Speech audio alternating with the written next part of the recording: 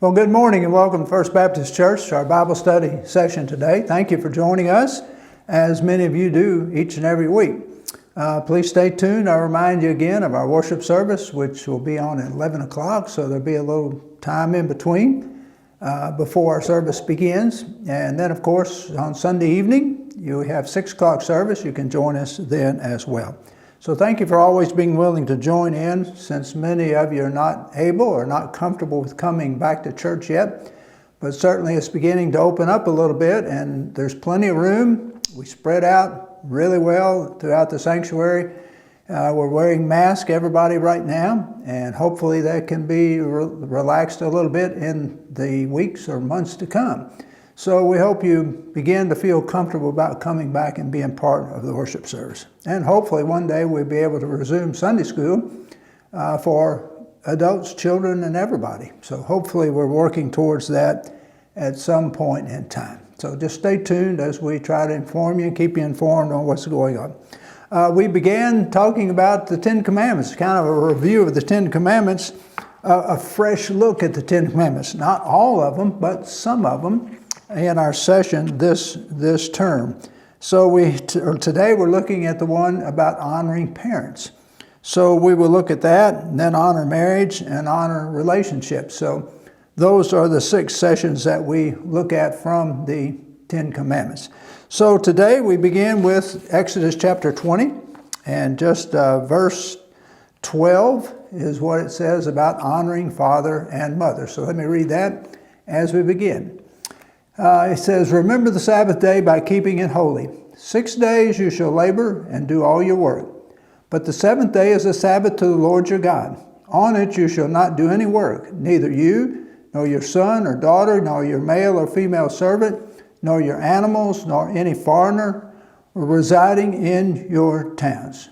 For in 6 days the Lord made the heavens and the earth, and sea and all is in them. But he rested on the 7th day. Therefore the Lord blessed the Sabbath day and made it holy." Then in verse 12 he says, honor your father and your mother, so that you may live long in the land the Lord your God is giving you. So just one verse is really our focal point. I read back about the Sabbath day, starting there. But honoring father and mother is very important, not only to honor God through what we do, but honoring and keeping the family structure together so that the generations move on and remind each other of what God has really done through us, and to hold in high esteem our parents. Even though we may not agree with all the things that they decide, say, or do, or how they live, but we owe honor and respect to our parents. So we'll get into that as we go. Someone has said you can choose your friends, but you can't choose your family. And that's true. You can't choose the family you're born into. And we understand that. But God calls us always to treat our parents with honor that they deserve. And certainly we should deserve honor and respect for our parents for who they are. They gave birth to us. They provided for us. They nurtured us. They saw us through the early stages of life. Until we were able to leave the home and to begin our own family. So they are due honor and respect, as he says. Exodus 20:12 is the first of the 6 commandments that talks about interpersonal relationships. The first 4, as we previously talked about when we started, have to do with our relationship to God. How do we relate to God? Well, the other 6 have to do with how we relate to other people, our interpersonal relationships. So this is the first of the interpersonal relationships. Honor your father and your mother. Some over in another part of the scriptures it says, so that your days may be long. We'll get to that shortly here. So it addresses the way children are to relate to their parents. Children of all ages, not just children, child age, teenager years, but even when we have grown up and moved out of the home of our parents and established our own home or gone in our own way, we still owe honor and respect to our parents for who they are. And they are do that. So we are to show respect and honor to our parents. Well, the verses from 2 Samuel 15, which we'll look at in another moment, is an example of how not to show honor and respect to parents, or no respect, as we see the story of Absalom and David the king at the time and what he did against his father. So that serves as a negative effect for the commandment. So it's a story that illustrates how a father can contribute to a son's rebellion, and what happens when a son is so filled with anger and hate towards his father that he refuses to give honor to his father, whether it's deserved or not. So the fifth commandment, unlike some of the others, is written as a positive obligation. It's not a negative, as in do not steal, do not kill, do not commit adultery, and so forth. It's positive. Honor your father and your mother. It's in a positive setting there. It captures something that God expects his people to do. God expects us to do. Honor our father and mother, and not a negative or in a negative way. It's a positive thing. He expects us to do. Also, it's written in the form of a continuing action. Not just honor them while we're small and in the home, but continue to honor your parents on and on and on. I've heard people say whose parents, one of the parents or both, have died when they were at an early age. They didn't have an opportunity to live and to see their parents for years and years into their old age. So there's something missing sometimes about losing one's parents at a very early age, or being put into an adoptive home or adoption by other parents, which works out good in most cases. So it's an ongoing thing, and God expects that. So obeying this commandment would be essential to the stability of the family, the stability in the family. So we see that the instability in families today, where there is sometimes a single parent, and there's not enough parenting and time to take care of the children and raise them properly, and we see the difficulties as a result of that. So because the family unit is the foundation of the human society, and is vital to the stability of social structure. So it's the foundation. God began the home before the church began. A great emphasis on the home, on parents. In the Old Testament, God instructs Moses and all the other leaders throughout the Old Testament to remind your families to pass on the tradition of family and what it means and how important family is on and on through the years. So we understand that. Well, our home environments sometimes can help us to relax from the stresses that accompany dealing with people in other situations. But sometimes it can be just the opposite of that. Sometimes we're so radically different out in the community. We treat people nicely and we defer to people and all. But then when we get home, sometimes people want to become a tyrant. They're a completely different personality in person at home than they are out among people. And so that's a negative when we talk from that perspective. The family doesn't even recognize us. So the home is the place to shape who we are, really who we are as individuals. So the home is a time to be who we are, especially to our wives, to our children, within the home, that they understand who we are and how loving and caring we can be and how we treat them, as well as we want to treat people outside the home. So that's important as we think about that. Well, this commandment is straightforward. Honor your father and your mother. How much straightforward can you get than that? Obviously, in the setting of the original commandment, the recipients of this commandment were grown adults. There were not many children at this point as they wandered through those 40 years in the wilderness, as we understand. So they were adult offspring, as we understand that. But it's an open-ended commandment, regardless, inviting children to respond in any way that honors the parents to do that. We understand that. So the commandment is also an indication that aged parents who are old in age, because of the contribution they can make to the generations that follows. And so it's wonderful when children growing up in a home can have grandparents nearby, where they can relate to them and see them and come know them and love them, rather than living halfway across the country like so many children had to do.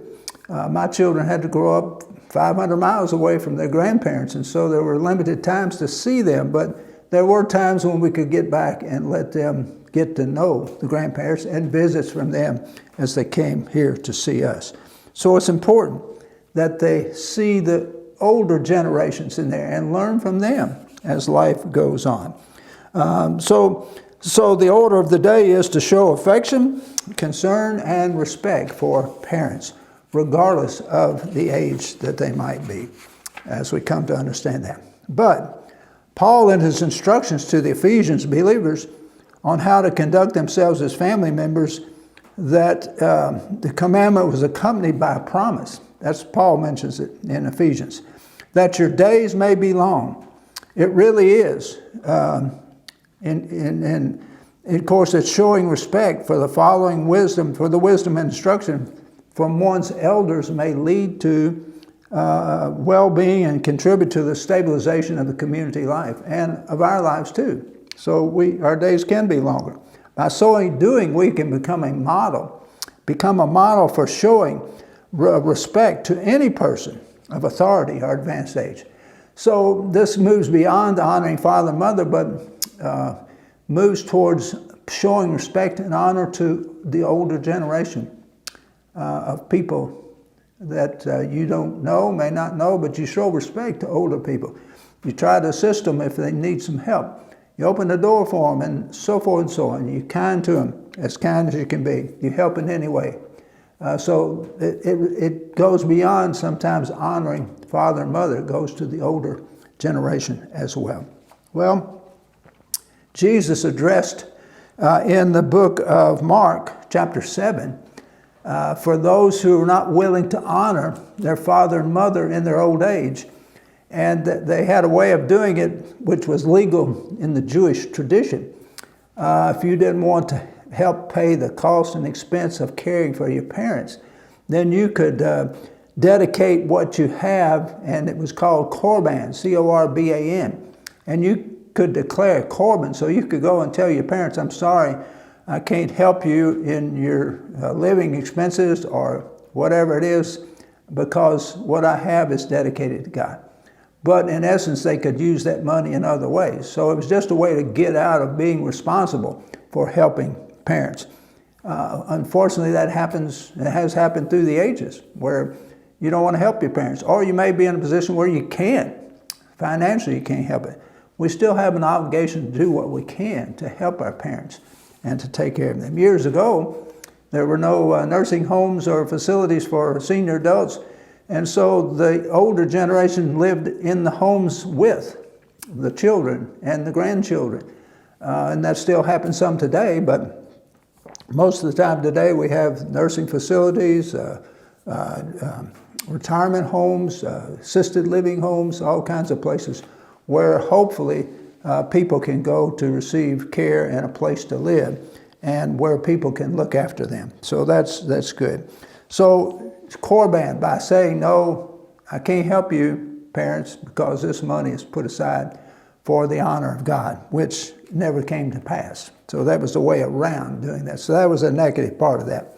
So now we move to 2 Samuel 15 and talk about David and Absalom. David and Absalom. Absalom was David's son, and he was trying to overthrow his father. He did not like his father, care for him.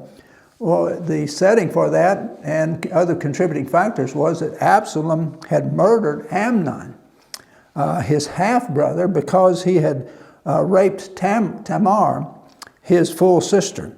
And so he felt compelled to avenge the death of his sister and to provide for her, and he didn't feel like that David had done enough to see about taking care of that problem. So his anger against David continued to fester and to build, and so he began to plot and plan a possible overthrow of David and take over as king of Israel. So he stayed there. He had to go to a place called Geshur, Geshur. He had to go there and stay for 3 years because he was not welcome around the palace or welcome around his father. And so he fled there for refuge after he killed his half-brother. So he was barred from coming back to his father's presence, a stipulation of the agreement that was made to allow his return back to Jerusalem. So he had to stay away from his father. No contact, no presence of his father. But that was the stipulation that he had to approve of so he could come back to Jerusalem after he was off for 3 years. So after 2 years, Absalom convinced Joab, David's trusted advisor. Joab, trusted advisor of David. He convinced him to intervene on his behalf so that he could come back and see his father, make a visit to his father. So as a result, David consented for this to happen. So let me read the first verses of that, verses 7 through 10, I believe it is. I'll read those. 7 through 12, right. So here's the setting for that. As soon as I get over there, this is the setting for it. It says, at the end of 4 years, Absalom said to the king, let me go up to Hebron and fulfill a vow made to the Lord. While your servant was living in Geshur in Aram, I made this vow. If the Lord takes me back to Jerusalem, I will worship the Lord in Hebron. The king said to him, go in peace. So he went to Hebron. Then Absalom sent secret messengers throughout the tribes of Israel to say, as soon as you hear the sound of the trumpets, then say, Absalom is king in Hebron. 200 men from Jerusalem had accompanied Absalom. They had been invited as guests and went quite innocently, knowing nothing about what he was planning, the plot that he's planning. While Absalom was offering sacrifices, he also sent for Ahithophel, the Gilonite, David's counselor, to come from Gilo, his hometown, and so the conspiracy gained strength, and Absalom's following kept on increasing. So the plot was building. Absalom was planning this in the back of his mind, and we'll see how this unfolds as it comes through. As a result, David allowed him to go offer his offering, Hebron, as a kind of forgiveness and reconciliation. But before he went, he came before David and pretended to reconnect with him. He came and paid homage, an affectionate display of a kiss, a sign of forgiveness and reconciliation. However, he still hated his father. So they began to unfold a 3-step plan to overthrow David. First of all, Absalom created an appearance of regal authority by riding in the city, in the city gates in a chariot accompanied by 50 men who were his bodyguards, so to speak. Next, he began to cultivate seeds of doubt among the people. He talked with people who were complaining about David's lack of leadership and not doing what he should be doing. And when they sought judgment on the issue, his response time was slow. So they had complaints. So he appeared to support their complaints. He said, if I were king, I certainly would take care of those things really quick and give you an answer about that. He appeared to care for them. Yeah, I care for you. You're my friend. On and on he would go. And finally, he indicated if he were the authority, he would handle these things swiftly and efficiently. I'll take care of your business, your concerns. So what he did was he stole their hearts. Hey, if Absalom were king, we would see things done around here, which is kind of a common complaint about government in total, whether it be local, state, nation, wherever. People complain, well, the government moves too slow. They don't do this. They won't do this. We're waiting for an answer. We know the drill. We've heard that and been there. Maybe we've complained a time or two about government and their response to something that's a concern for us. So he did this for 4 years. This was a 4-year process. He didn't hurry. He was laying out the groundwork so that when the time came, it'd be time for the people to raise up. So after the Israelites had conquered Canaan, the city was given to Caleb, that is Hebron. Following Saul's death, David made Hebron his headquarters and capital for 7 years that he only ruled in Judah. So Absalom sought David's permission to go to Hebron and fulfill this vow. So David said, "Go in peace." And Absalom went to Hebron not for peace, but he went to make plans for war. Absalom continued to implement his plan and enlisted others to help him. These men would be crucial for the next phase that he was going to do. So he sent spies.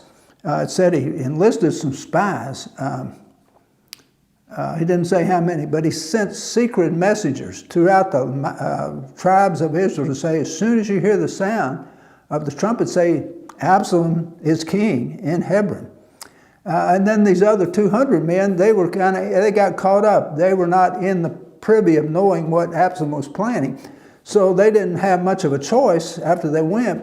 When all this took place, they would feel compelled to say, hey, we support. It would look as if they supported Absalom too. They were from Jerusalem. So they went out there innocently as invited guests to see what was going to take place.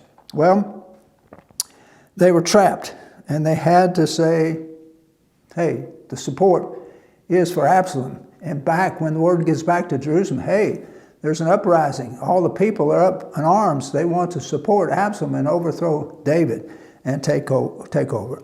Well, one more part of the plan was kind of the kicker in there. He sent for Ahithophel, David's counselor.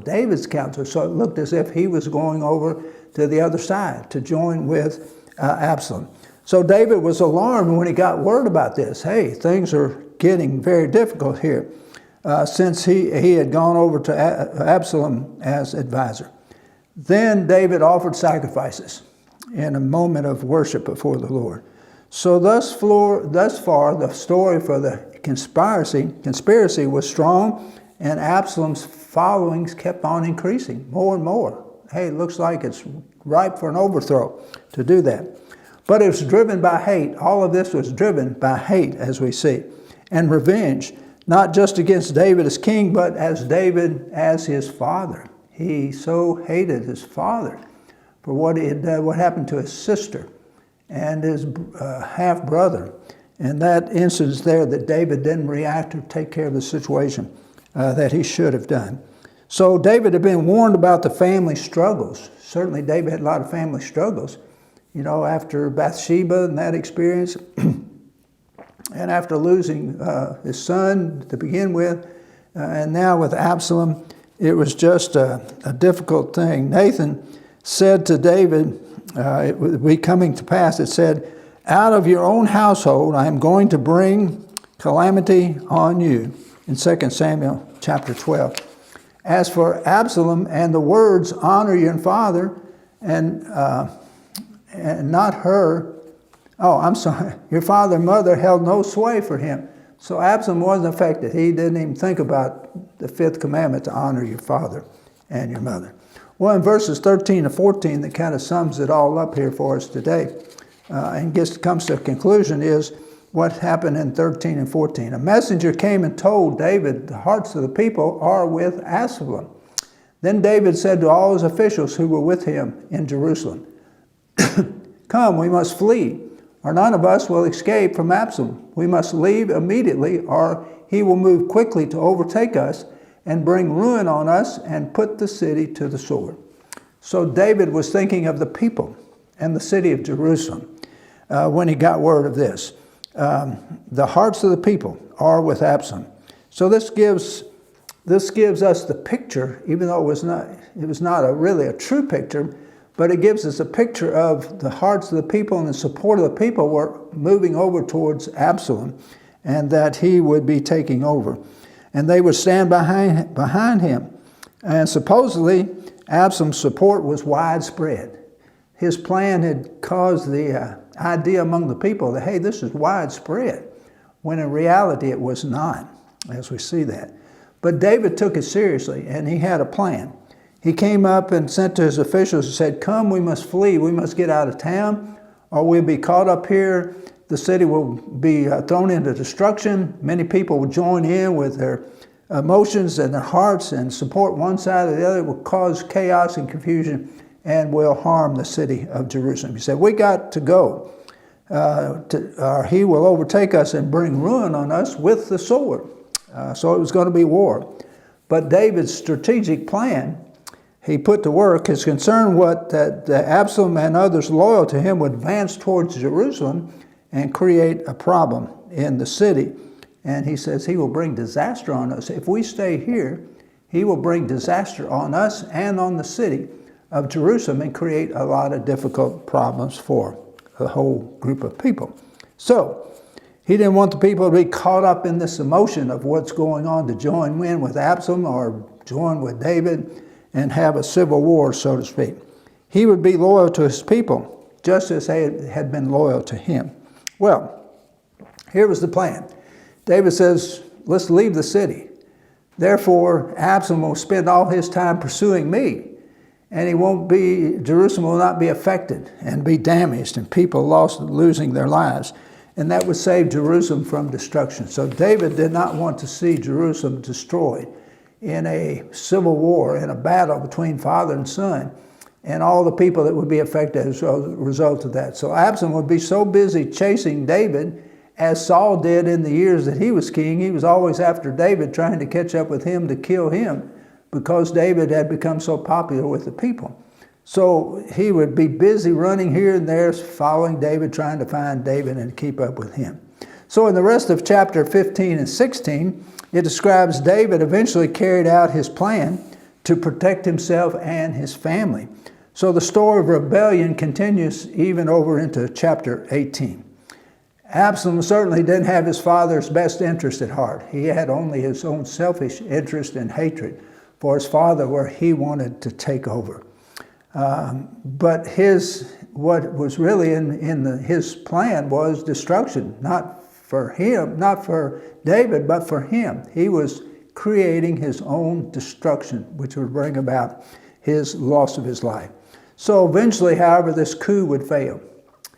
Absalom was, the story, if you read chapter 18, he was riding on his horse, and he's got caught in a low-hanging limb by his hair, and there he was, helpless, just hanging there. And so he was killed as a result. Of course, David would not have wanted his son to be killed, even if he was trying to take his life as well. So he would lose his life, and David once again would experience the great grief of losing a son. David lost a lot of sons. He surely did. And so he had to grieve as a result of that. The great grief of losing a son. He lost a child that was born to Bathsheba, died as an infant right after birth. He lost Absalom, and he lost his other son. I'm trying to think of his name now, it won't come to mind. But he lost a lot from his family in death, in tragedy, and things that happened in his life. Some of the things which he caused. David probably had some difficulty, some guilt to accept here in how his relationship had gone so far away from each other with Absalom, how he treated his son. Sometimes he didn't have time, or whatever the reason was. David was partly to blame for what he did in contributing to this problem. So, back to the original Exodus. Chapter 20, honor your father and mother. It has a lot of implications throughout a lifetime. If we misuse the opportunities of honoring parents, then somewhere down the road we will regret not honoring them and taking care of them better and making sure they were okay and all those things. We need to honor and respect and love our parents. Now, sometimes that's difficult because some parents are not worthy sometimes, the way they act, the things they get into, all the difficulties that life brings and the challenges.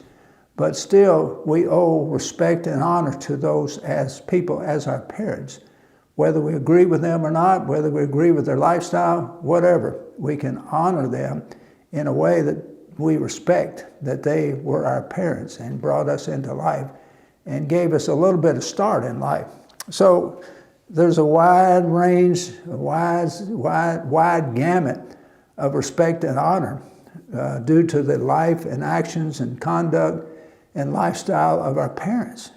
A lot of those things we wouldn't agree with. But we are to set our own rules, our own lifestyle, our own choices of how we're going to live our lives. And of course, the implications are we live them according to God and what He has done for us by loving us and sending His Son Jesus into the world to die for us. So we establish our own lifestyles, regardless of how we were brought up in the homes of parents, although it sometimes is a real handicap for so many people. So the commandment is there. It's a positive commandment. Honor your father and mother. What part about that do we not understand? Honor your parents, regardless of who they are. Thank you for being with me today as we close out, and I invite you to stay tuned to our worship service again and again this evening at 6, and I hope to see you back with us again next week. Let me close in prayer. Father, we thank you for this day, and we thank you for the parents that we've been able to honor through our lifetime and the contributions they made to our lives in most of our parts. Father, for those who have had to grow up with parents who were not setting a good example or living a lifestyle that would be pleasing, we pray that you will watch over them and comfort them and help them to grow and learn their own lifestyle, which would bring them to follow you through Jesus Christ. So it's important that we honor our parents, Lord. Help us to do that. Would you keep us safe during these days of the virus? Hopefully someday there will be an ending of this. We can get back to what we did before. But for now, Lord, watch over us, keep us safe, keep us healthy, and help us always to look to you to honor and pray that we give you respect as well as our parents. In Jesus' name we pray. Amen.